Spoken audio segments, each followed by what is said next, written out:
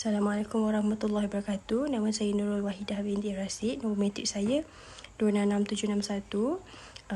Hari ini kumpulan kami akan mengutarakan tentang tenaga nasional berhad di cawangan Tanjung Rambutan Ipoh, Negeri Perak, Darul Rizwan. Okey, sekarang saya akan mengutarakan tentang pengenalan dulu, pengenalan tentang tenaga nasional berhad TNB.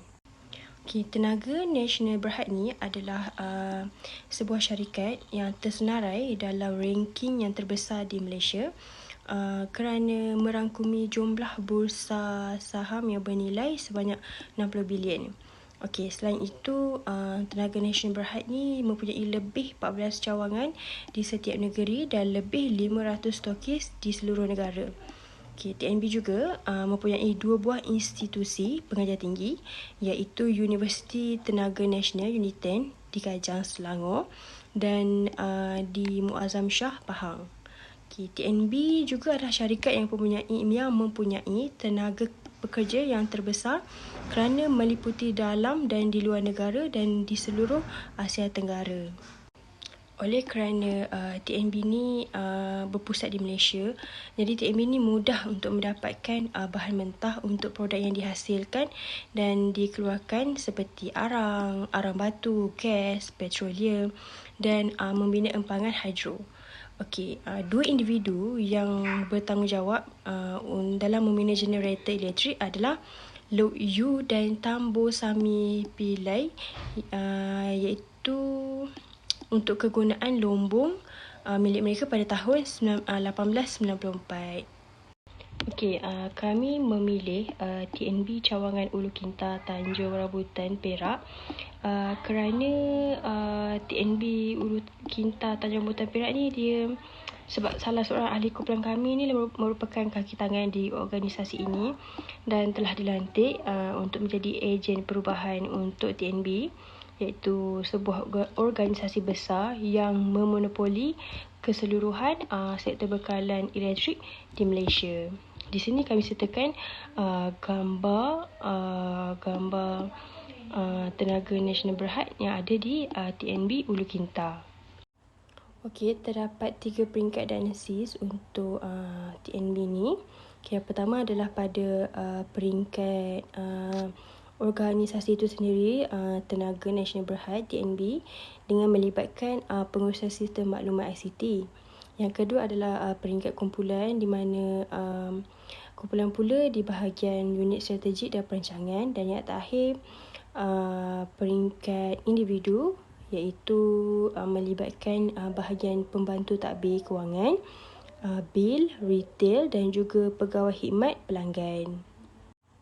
Okey, untuk definisi diagnosis pula, menurut Cumming dan Worley 2001, diagnosis ni ataupun penilaian merupakan metod untuk memahami bagaimana organisasi itu beroperasi bagi memperoleh pengetahuan yang baik dan bagus untuk mengembangkan dan mengatur usaha perubahan.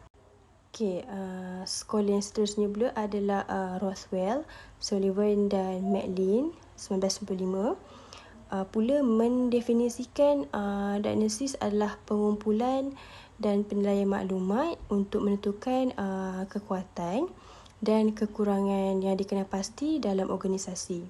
Okey, apabila melibatkan proses pengambilan maklumat, menilai kekuatan dan juga kelemahan serta merancang inisiatif perubahan berdasarkan penemuan maklumat yang dikumpulkan dari seluruh syarikat, lalu kemudian dianalisis dan dilaksanakan secara terancang dan metodis. Jadi kedua-dua konsep ini mempunyai persamaan, iaitu untuk mencari maklumat, diagnosis maklumat, kelemahan dan keadaan semasa, serta mereka bentuk bagi mencapai perubahan melalui dapatan maklumat yang Okey, menurut James D. Money pula, mendefinisikan diagnosis adalah sebagai organisasi merupakan satu kaedah melalui kerjasama antara semua manusia di dalam sebuah organisasi bagi mencapai tujuan visi dan misi organisasi tersebut. Okey, kaedah diagnosis yang digunakan adalah melalui soal selidik, menganalisis data, kaedah kualitatif juga digunakan untuk mencari maklumat. Okey, melalui penelitian kepada rekod organisasi, pemerhatian dan perbincangan dengan kumpulan sasaran ini merupakan di antara metod yang diguna pakai bagi memperolehi dan mengumpul maklumat organisasi. Okey, selain itu, soal selidik, menganalisis data, kaedah kualitatif juga digunakan bagi mencari maklumat. Okey, dengan pemilihan teknik pengumpulan maklumat ini akan memudahkan ahli kumpulan untuk menganalisis data menggunakan metodologi kualitatif seperti analisis kandungan dan juga analisis daya lapangan. Terdapat beberapa masalah yang ditemui sepanjang proses diagnosis ini, antaranya termasuk masalah dengan proses sumber manusia dan masalah dengan infrastruktur teknologi. Okay, dengan adanya penerangan yang lebih mendalam, seterusnya akan membincangkan intervensi perubahan yang boleh digunakan, halangan yang dijangkakan atau rintangan yang akan dihadapi. Juga langkah-langkah bagi mengatasi halangan perubahan sepanjang proses pengembangan organisasi di Tenaga Nasional Berhad akan diperincikan secara terperinci dalam kerja khusus ini. Okay, seterusnya adalah bahagian analisis data. Okay, pertama sekali adalah menilai keadaan semasa, di mana langkah pertama ini merupakan perkara asas yang penting untuk mengenal pasti masalah atau isu-isu yang sedang dihadapi oleh sesebuah organisasi. Jika isu-isu atau masalah telah dikenal pasti, maka barulah satu program perubahan yang sesuai dirancang untuk menanganinya serta membuat penambahbaikan kepada cara yang telah wujud. Okey, yang kedua adalah menginterpretasi data organisasi, di mana pendiagnosis organisasi adalah tanggungjawab bersama ejen perubahan dengan anggota organisasi. Mereka mendiagnosis organisasi ini menggunakan prosedur khusus untuk mengumpul data dan maklumat yang penting dari sesuatu organisasi. Kemudian berdasarkan data-data dan juga maklumat yang telah dikumpul ini, analisis akan dibuat untuk menentukan apakah isu-isu atau masalah yang sedang organisasi tersebut hadapi. Okay, yang seterusnya adalah merancang perubahan, di mana merancang perubahan ini adalah sebelum membuat intervensi dibuat ke atas sesuatu organisasi oleh ejen perubahan, perancangan yang teliti perlu dibuat. Ketepatan dan data serta maklumat yang dikumpul melalui organisasi dan analisis yang telah dibuat adalah sangat penting dalam menentukan ketepatan kesesuaian perancangan yang dibuat. Okey, yang terakhir adalah monitor intervensi yang dilakukan. Pengawasan yang perlu dilakukan semasa peringkat diagnosis sehingga usaha perubahan dilaksanakan. Ini bertujuan untuk menilai keberkesanan program perubahan yang telah dilaksanakan. Okay, sekiranya kurang memuaskan, ejen perubahan akan membuat perubahan kepada program perubahan yang dibuat agar menepati matlamat organisasi yang telah ditetapkan. Okay, seterusnya adalah aspek transformasi yang berlaku. Okay, untuk strategi perubahan berdasarkan model Kurt-Lewin ke atas Organisasi Tenaga Nasional Berhad TNB. Okay, model perubahan Kurt-Lewin ini digunakan untuk membuat perubahan pada Organisasi Tenaga Nasional Berhad TNB ini. Berdasarkan model ini, perubahan akan melalui 3 tahap, iaitu pencairan, berubah dan pembekuan semula. Okay, model ini penting kepada pemimpin untuk membolehkan mereka memilih tindakan yang sesuai pada setiap tahap perubahan yang dilalui. Okay, model ini juga menyediakan teknik kepada pemimpin untuk menganalisis masalah yang kompleks dengan memastikan 2 faktor tekanan terhadap perubahan berada di keadaan yang seimbang, iaitu faktor menyokong dan juga faktor menentang. Tahap pertama adalah proses pencairan. Pada tahap ini, kaki tangan unit strategik dan perancangan, khususnya pemimpin atasan, perlu disedarkan mengenai pentingnya perubahan dan persediaan yang rapi yang perlu dilakukan untuk menghadapi perubahan. Pada tahap ini, ketua adalah bertanggungjawab untuk menyedari tentang keperluan untuk berubah ini. Oleh itu, proses pencairan kepada pembekuan yang terjadi hasil daripada pengulangan kerja, keselesaan, tradisi dan status quo perlu dilakukan. Ketua harus mencairkan situasi ini menggunakan kaedah nasihat, kesaan, amaran dan juga ancaman. Ini perlu untuk mengubah organisasi ke arah standard yang telah ditetapkan oleh pihak kementerian. Tindakan provokatif perlu untuk menyedarkan kaki tangan yang terlibat supaya sedar terhadap kaedah cara kerja yang lama perlu diubah selaras dengan perkembangan teknologi serta lebih memudahkan dokumentasi. Salam sejahtera saya ucapkan kepada Puan Nur Alvani binti Abdul Wahab dan rakan kumpulan saya. Saya Tilaka anak perempuan MCBM nombor matrik 276233. Saya dari Pusat Pembelajaran Melaka. Hari ini saya ingin membentangkan tentang Tenaga Nasional Berhad, iaitu bahagian saya diagnosis peringkat organisasi di Unit Pengurusan Sistem Maklumat ICT TNB Tanjung Rambutan, Perak. Data dari TNB Cawangan Ulu Kinta dikumpul adalah sebanyak 3 kaedah pengumpulan maklumat telah digunakan, iaitu dari segi penelitian terhadap proses dan penggunaan sistem perkhidmatan pengguna PPP, kerana sistem ini melibatkan pekerja, dalaman dan pengguna. Selain itu, sistem maklumat PPP dapat meringankan tugas pekerja-pekerja TNB dan para pelanggan.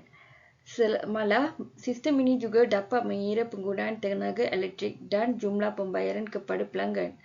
Sistem ini boleh diakses di mana-mana sahaja asalkan mempunyai capaian internet. Tetapi hanya kaki tangan TNB sahaja yang boleh mengakses, mengubah sebarang data yang dikendaki, iaitu kaki tangan kerani kaunter dan kerani kawalan kredit. Kaedah yang ketiga pula ialah temu bual dan soal sidik, juga antara salah satu kaedah yang akan digunakan.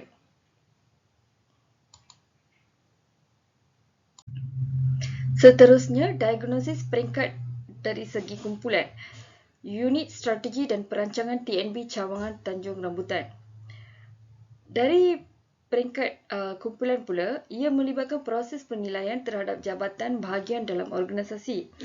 Proses penilaian ini akan melibatkan 3 aspek utama, iaitu penilaian yang dilaksanakan terhadap dalam organisasi oleh Unit Pengurusan Strategi dan Perancangan, matlamat organisasi yang jelas, fungsi setiap jabatan atau pasukan, nilai kepimpinan yang diamalkan oleh pihak pengurusan, komposisi setiap pasukan dan juga struktur tugas dan tanggungjawab. Kaedah proses ketiga pula ialah kepuasan pelanggan dalam membuat pembayaran bil. Maklumat yang dikumpul adalah output yang diperoleh hasil diagnosis peringkat kumpulan. Manakala peringkat diagnosis yang ketiga ialah peringkat individu, iaitu Pembantu Tadbir Kewangan Tenaga Nasional Berhad TNB Cawangan Tanjung Rambutan, Perak. Itu adalah salah satu contoh untuk peringkat individu. Percubaan diagnostik tahap individu untuk memeriksa prestasi kerja, kepuasan kerja dan pertumbuhan kerjaya dalam konteks individu. Diagnosis tahap ini akan mendorong para pengurus untuk melaksanakan penyesuaian dalam bidang pengurusan sumber manusia dan pembangunan diri pekerja. Ia mengambil kira bakat, identiti kerja, kepentingan pekerjaan, maklum balas mengenai kejayaan dan autonomi pekerjaan antara lain.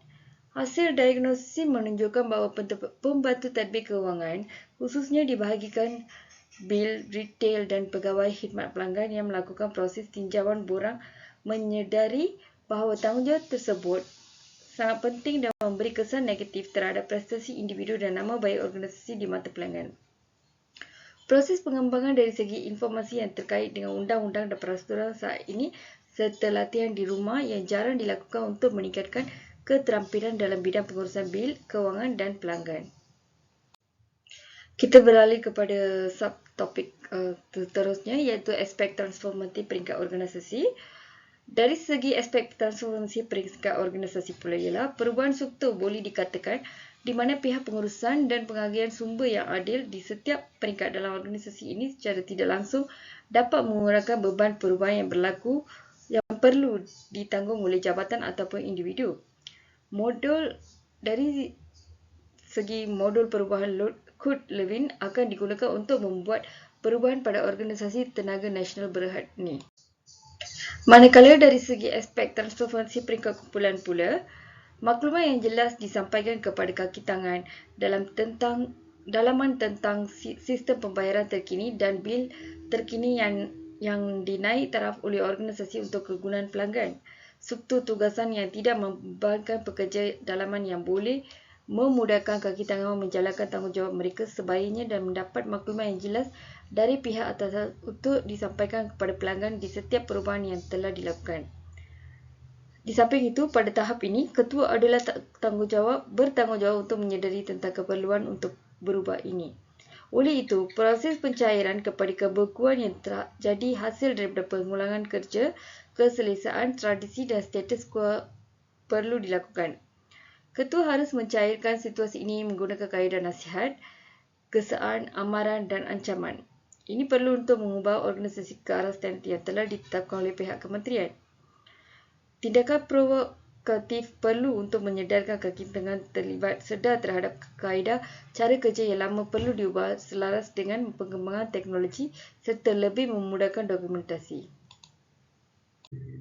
Baik, kita beralih kepada cadangan intervensi perubahan. Cadangan yang perlu diubah di sebuah organisasi terutamanya TNB ialah dari segi pengurusan latihan. Pengurusan latihan mesti dirancang dan dilaksanakan sesuai dengan keperluan rancangan strategi organisasi. Cadangan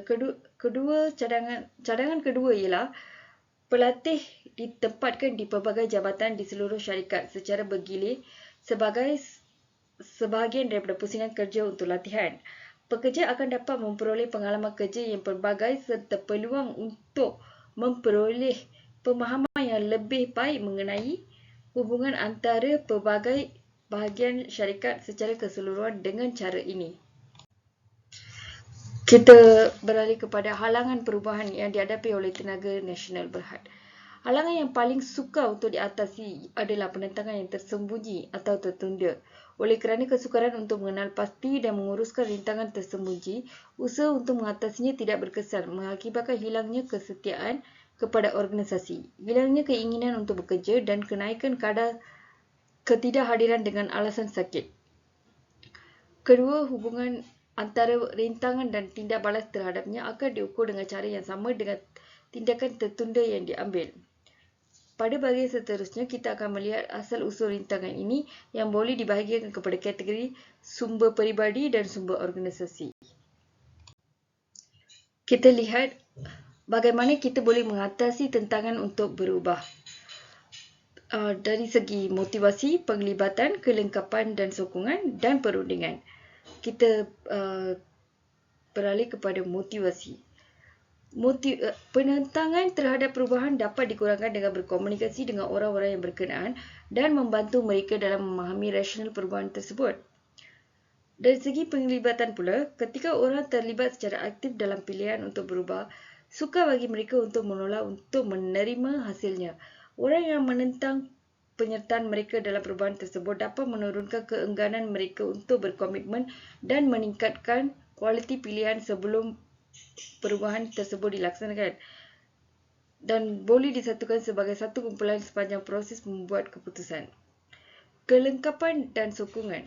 Ejen perubahan boleh memberikan pelbagai kaedah sokongan untuk membantu orang mengatasi daya tahan mereka. Kursus dalam sumbang saran adalah salah satu langkah yang harus diambil dan bahkan dapat mengakibatkan pengubahsuaian yang diterapkan secara bertahap.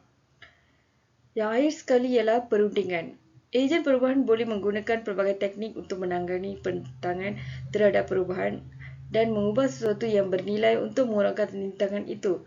Sebagai contoh, jika pembangkang terbilang sebilangan kecil orang kuat, Package insentif disesuaikan dengan pilihan setiap individu dirundingkan. Rundingan sebagai alat untuk memajukan tujuan penting. Kesimpulannya, TNB yang kekal kedudukannya sebagai sebuah badan utiliti yang bersepadu, syarikat kini yakin mempunyai masa hadapan yang positif. Harapan para pelanggan dan pemegang saham menuntut TNB supaya menggunakan teknologi dan sistem yang terbaik dan yang akan menjaga kepentingan mereka dan juga menjamin kemakmuran negara, ekonomi dan sosial Malaysia secara berterusan. Setakat ini saja pembentangan saya pada hari ini. Sekian, terima kasih.